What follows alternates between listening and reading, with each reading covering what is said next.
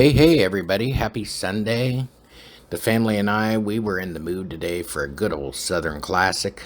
So I'm bringing to you today my homemade biscuits and gravy with my special twist that I put in my gravy. You're going to love it. Stick with me. So here you will see I got a half chub of Jimmy Dean sausage. You can use hot or whatever flavor you like. I personally like just to use either the sage or the regular. And I like to get my sausage bits all into little bite-sized tiny pieces by the time it's all ground up and browned. So, this recipe that I use, it was my grandma's recipe. My mom's used it. I've used it. My dad used it throughout the years. My grandma was a good old Southern woman. She was from Tennessee, out in Waverly. Lived in Nashville most of her life, and she was one heck of a cook, man, let me tell you.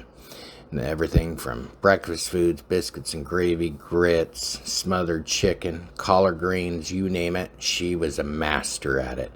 And as everyone would tell you, there's nothing like a grandma's cooking. Just like your mama. Mamas and grandmas, they have the best cooking, hands down, ever. So, still going through getting this crumbled up. And like I told you, there is an essential key ingredient that I use here. And it is an old school ingredient that I love in this dish. And it enhances the flavor and elevates it just a little bit. So as you see here on the plate, and I apologize that the camera didn't get a little closer, but I use about a half a tablespoon of chicken bouillon granules. Don't use the cube because it'll be too strong. You want the granules. Okay, and I use about 1/8 of a teaspoon of thyme, 1/8 of a teaspoon of garlic powder, just a pinch of cayenne pepper, about a half a tablespoon of fresh sage, and then a little bit of crushed red pepper flakes. And then I use about a half of a teaspoon of ground black pepper. Now that black pepper, the cayenne, and the red pepper flakes is all dependent on your spice level. Now everyone in this house, we like things with just a little bit of a kick to it. And even with the spices that I put in here, it's not very spicy at all.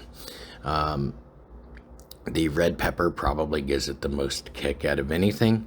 And again, you can adjust that according to your own taste preferences. You will notice I left the salt out because we don't want it salty, and the chicken granules already have salt in it. And then you'll see there, I have 2 cups of milk, 3 tablespoons of flour, and 4 tablespoons of butter.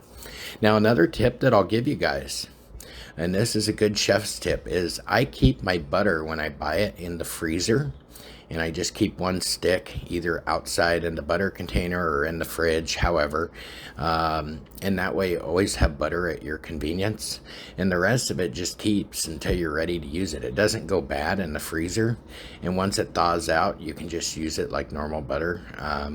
It'll just solidify back into that little cube. But it is a great way to store butter because it's $6 a package for butter anymore. It's ridiculous. So you guys will see this is still getting all ground up. I'm starting to get this, diced up into little pieces as it goes along using my little wooden spoon here. And it's almost to the point where it's going to be ready to add the butter. So we're getting it there. I just continue to go down. Yeah, a little bit more about my grandma though, man. Like I was telling you guys earlier, she could cook anything though, man, except for cookies. I don't know what it was, but every time she'd go to make a cookie, that cookie was black as night on the bottom, and it was like a hockey puck.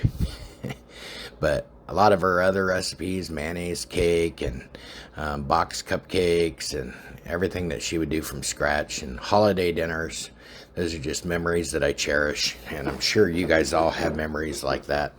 And this biscuits and gravy, this is a memory that I cherish, and I've been making this for years now. So looks like our sausage is just about done and ready.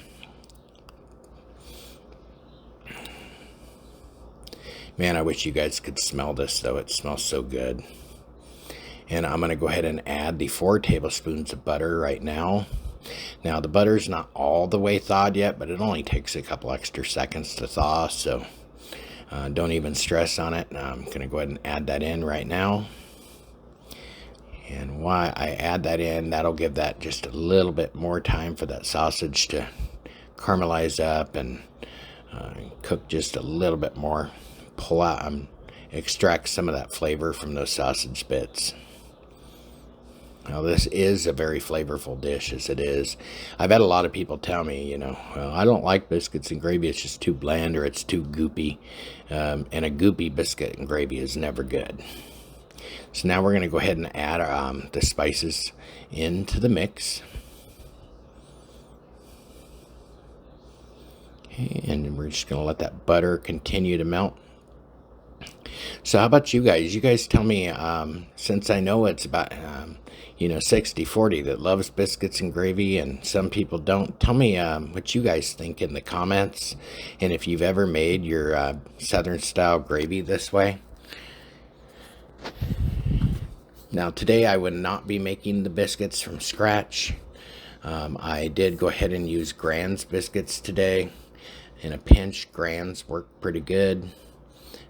Usually I will prefer just to roll out and make homemade buttermilk biscuits, but today I didn't have any buttermilk, and I had a lot of work I did yesterday, so I didn't feel like really rolling dough out today and everything else, so just decided to use a can of the Grand since I had them on hand.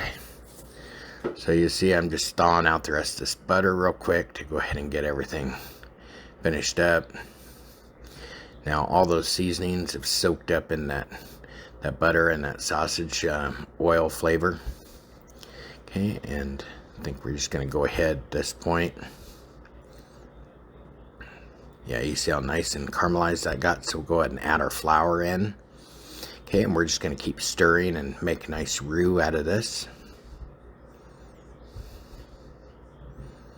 Okay, and we'll keep stirring, get all that flour taste out of there. Usually give it about a minute or two and all the flour taste will come out of it. Yeah,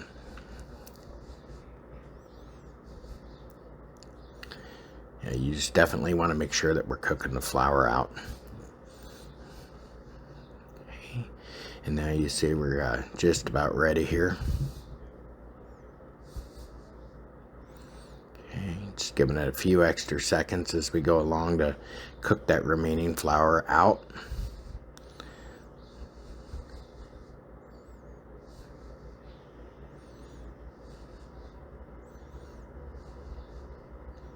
And you see that sausage looks perfect as well.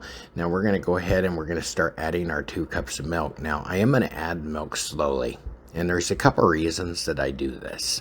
Okay, so the first one is typically in restaurants they'll have, when they're making a sauce, they'll have a boiling milk next to the sauce that they're making, or a boiling liquid, and that prevents you from getting lumps. So it's kind of the opposite here when you are adding your liquid.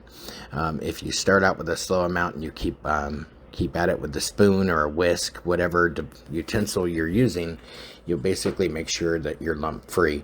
The other reason that I do this is because you can always add, but you can't take away. So I could add, if I had more than 2 cups of liquid in this cup, I could add too much liquid, and then I'd have a really runny gravy versus, a really thick gravy. So, and also when I make gravies, I kind of eyeball it. I don't like it too thick.